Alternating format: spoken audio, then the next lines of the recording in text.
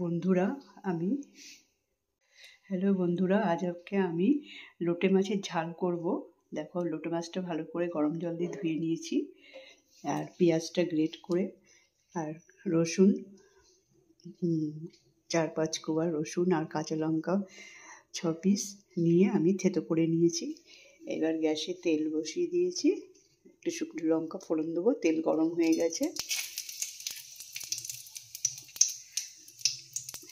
এবার পেঁয়াজটা ছেড়ে দেবো।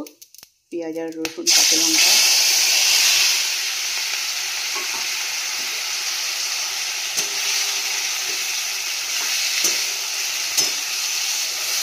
এটা ভেজে নেবো লাল করে।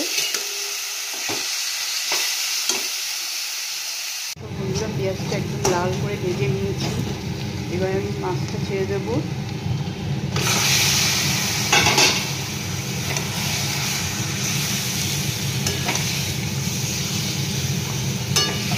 তোমরা এবার ভালো করে এখন মাখাতে হবে, নেড়ে চেড়ে।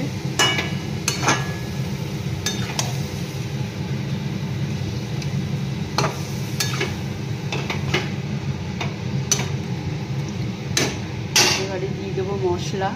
এখানে 1 চামচ নুন, লঙ্কার গুঁড়ো 2 চামচ, আর 1 চামচ ধনের গুঁড়ো, জিরে গুঁড়ো, আর 1 চামচ হলুদ, আর একটু আদা বাটা আমি ফোড়নে দিয়ে দিয়েছিলাম বন্ধুরা।